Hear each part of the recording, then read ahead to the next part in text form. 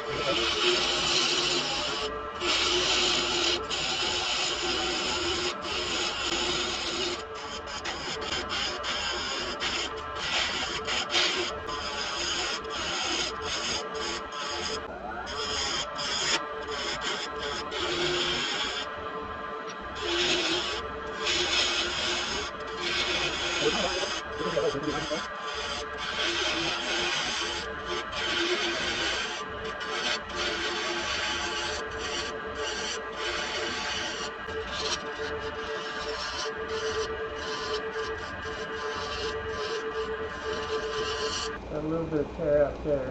Not bad anywhere else.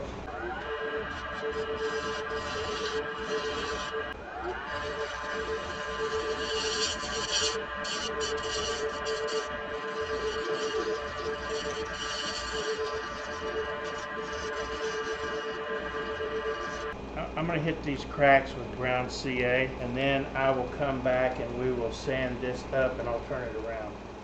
You might like that view a little better.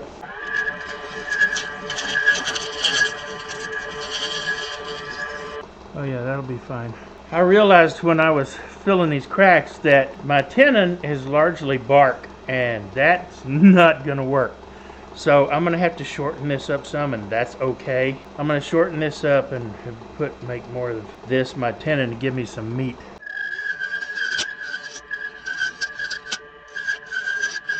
Oh yeah, that's going to look better, I think. Yeah, that'll give me a lot more meat.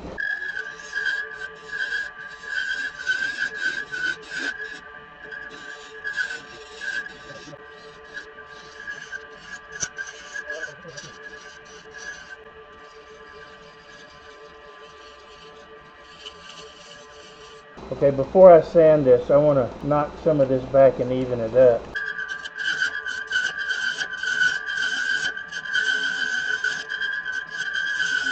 This is exactly what I want. What I want to do now is shorten this tenon.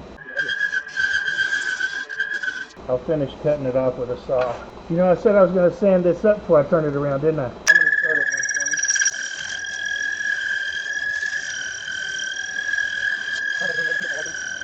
Okay, that's 600 grit, and it is just absolutely smooth as it can be. So let's turn it around and get it in the chuck. This is what was squealing. So the first thing I'm going to do is true this up, flatten this off, and then I will define this edge because I'm going to embellish it. I was just cutting with this and it wasn't cutting very well, so I went and sharpened it, and I thought I hit record, but I obviously didn't. But look at the difference. You saw me using it earlier and how it was kind of struggling a little bit. But a nice sharp edge, and this is the cut you get, and this is one of the reasons I love the 40/40 grind. Look at that cut. That is absolutely pristine. Dang, this pear is awfully pretty. I don't know if I want to, but I'm going to lose a lot of this when I hollow this. It'll just be left out here in the rim. No, I'm going to stick with my original plan. My inside, I think I want to leave about that much. Going to give me a pretty thick wall, but it's better for what I want to do with it. And I'm just going to start that cut right here. Okay. Alright, now I'm going to sand this up out here.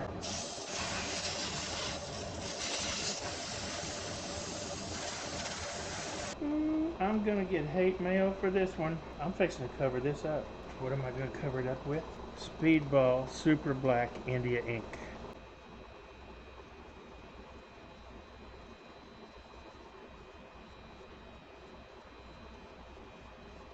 But I'm not going to leave it there. Alright, I'm going to let this dry for a little bit. For those of you that are wondering what I'm up, I am channeling my inner Stuart Perini with this blank. This paint is pretty thick. It's an iridescent paint. So I'm going to put it on pretty thick.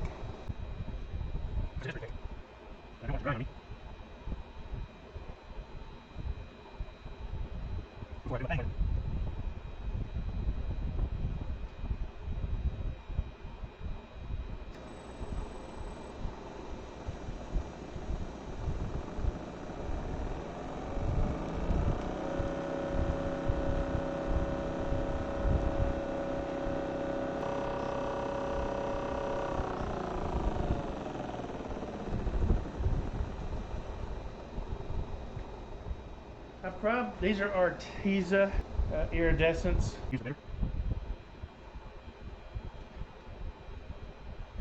sure what it is, but that was the case.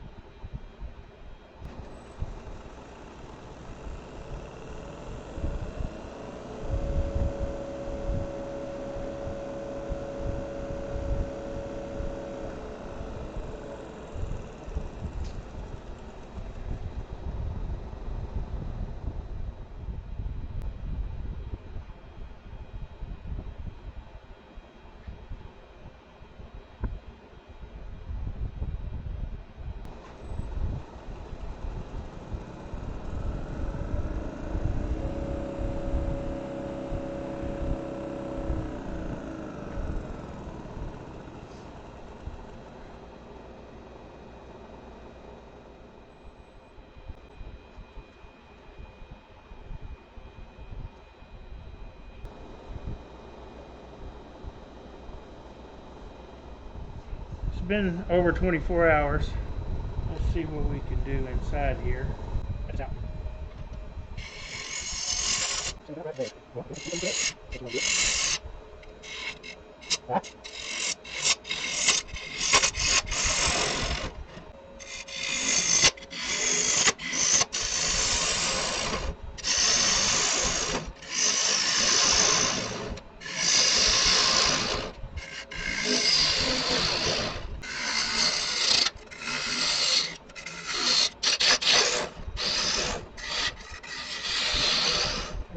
I think that's probably deep enough.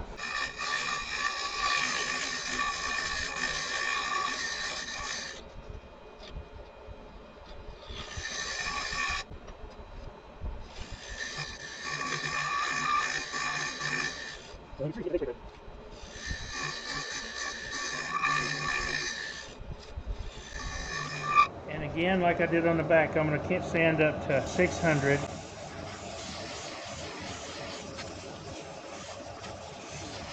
went a little bit further this way than I intended to, but it gives it, I think it still has a nice look and feel to it. Man, that is so smooth. I'm gonna finish it off the lathe. Right now I'm gonna turn it around, I'm gonna put it on my vacuum chuck, and I'm going to finish the bottom. Got my vacuum chuck on, and the back is nice and smooth, sanded to 600. Cut the thing for my logo.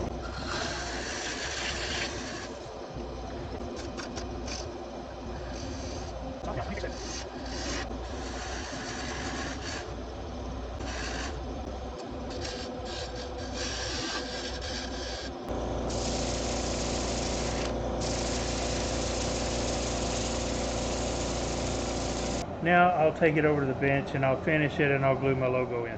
Okay, ready for the finish. That is one coat. I did not put sanding sealer or anything on the inside. That is just sanded to bare wood. So I'll give this a few minutes to dry. I'll come back after there's 4 coats on, and then I'll leave it sit overnight before I do anything else to it.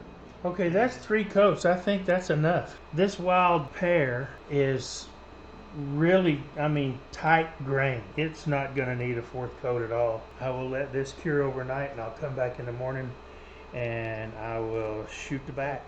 First coat going on the bottom.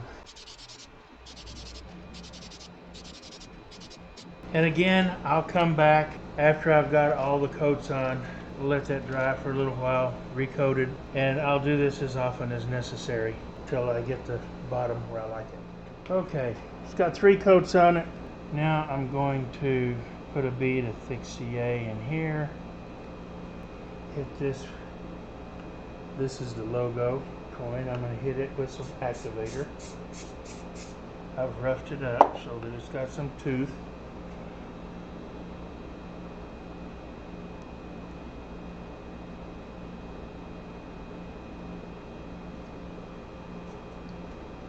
Push it down in there and hold it for a minute. Here it is. Back side's nice. The front side's nice. I am going to catch thunder for it, I know, because I colored some pretty wood. The weird thing though is all of the gold, everywhere you see this gold, that was royal purple. That's what it said on the bottle. And it's purple in the bottle.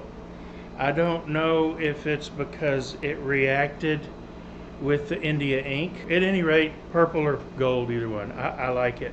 The flaming red looks more orangey than red, but that's okay too. The blue actually came out purple, but the pink was pink, so I can't complain. Anyway, it's really, really pretty little bowl. I like it. 6 7/8 inches across and 1.5 inches deep, so it's not very big. But I think it's absolutely lovely, and it will be on my website in a few days.